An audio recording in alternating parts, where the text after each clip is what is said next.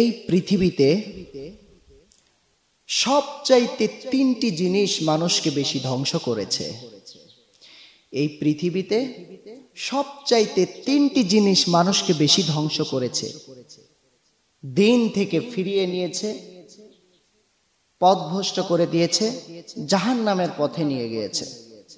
সেই তিনটা জিনিসের এক নাম্বার হলো সম্পদ।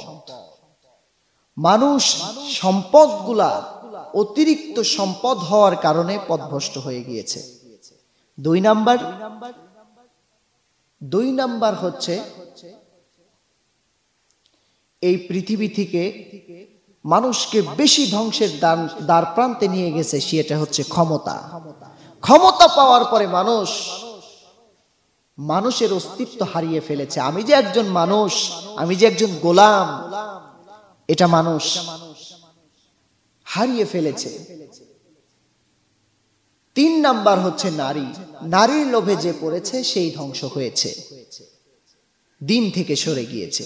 তাহলে এই পৃথিবী থেকে তিনটা জিনিস মানুষকে সবচাইতে বেশি পথভ্রষ্ট করেছে। এক নাম্বার হচ্ছে মানুষের ধন সম্পদ, দুই নাম্বার হচ্ছে ক্ষমতা, তিন নাম্বার হচ্ছে নারী।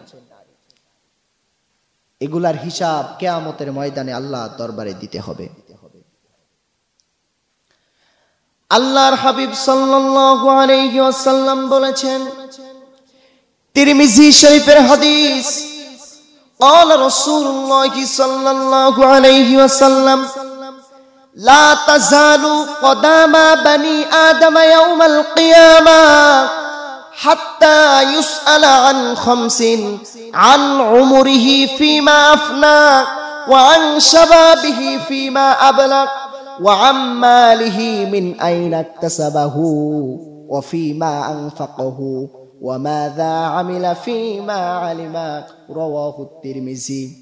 আল্লাহর হাবিব সাল্লাল্লাহু আলাইহি ওয়াসাল্লাম বলেছেন, কিয়ামতের কঠিন ময়দানে আল্লাহর হাবিব বলেন, আল্লাহ পাক রব্বুল আলামিনের সম্মুখে, আল্লাহ পাক রব্বুল আলামিনের সামনে প্রত্যেকটা বানি আদম সন্তানকে দাঁড়াইতে হবে।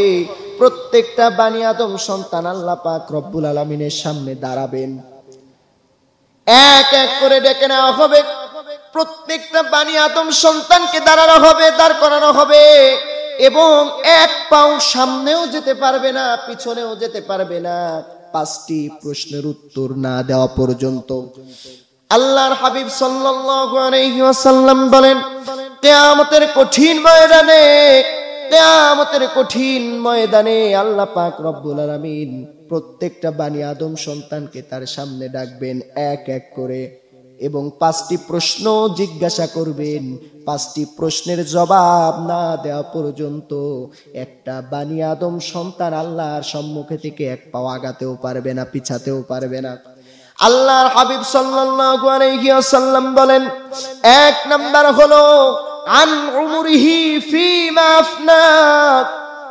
আল্লাহর হাবিব সাল্লাল্লাহু আলাইহি ওয়াসাল্লাম বলেন, এক নাম্বার হলো মানুষকে যে আল্লাহ পাক রব্বুল আলামিন হায়াত নামক বস্তু দিয়েছেন, জীবনের শুরু থেকে নিয়ে শেষ পর্যন্ত, মৃত্যু পর্যন্ত, এই যে হায়াতের জিন্দেগিটা মানুষ কিভাবে কাটিয়েছে, কিভাবে পার করেছে, এই প্রত্যেকটা সময়, প্রত্যেকটা ঘন্টা, প্রত্যেকটা মিনিট, প্রত্যেকটা সেকেন্ডের হিসাব আল্লাহর সম্মুখে দিতে হবে। এবং আল্লাহর সামনে দেওয়ার পরে ওই আদম সন্তান আল্লাহর সামনে থেকে যেতে পারবে, তাছাড়া যেতে পারবে না। দুই নাম্বার হলো আল্লাহর হাবিব সাল্লাল্লাহু আলাইহি ওয়াসাল্লাম বলেন, ওয়া আন শাবাবিহি মা আবলা। ওই ব্যক্তিকে জিজ্ঞাসা করা হবে, তোমাকে যে যৌবনকাল দেওয়া হয়েছিল, এই যৌবনকাল তুমি কিভাবে অতিবাহিত করেছো, কিভাবে তুমি পার করেছো। যৌবনকালের হিসাব আল্লাহর দরবারে দেওয়া হবে। আল্লাহ চাইবেন এই যৌবনকালের হিসাব যতক্ষণ না পর্যন্ত কোনো ব্যক্তি দিতে পারবে, এক পাও আগাতেও পারবে না, পিছাতেও পারবে না, ধরা খেয়ে যাবে। তিন নাম্বার হলো ওয়া আমালিহি মিন আইনা ইকতাসাবাহু। এই জীবনে, এই হায়াতের জিন্দেগিতে ওই ব্যক্তি কতটা ধন সম্পদ অর্জন করেছে, যতটা ধন সম্পদ তিনি অর্জন করেছে তা কোন পথে কিভাবে অর্জন করেছে প্রত্যেকটা হিসাব আল্লাহর সামনে দিতে হবে। 4 নাম্বার হলো অফিমা আনফাকাহু, যে ধন সম্পদ গুলো সে অর্জন করেছে এই ধন সম্পদ গুলো কিভাবে সে ব্যয় করেছে, কোন রাস্তায় খরচ করেছে এই হিসাব আল্লাহর সামনে দিতে হবে।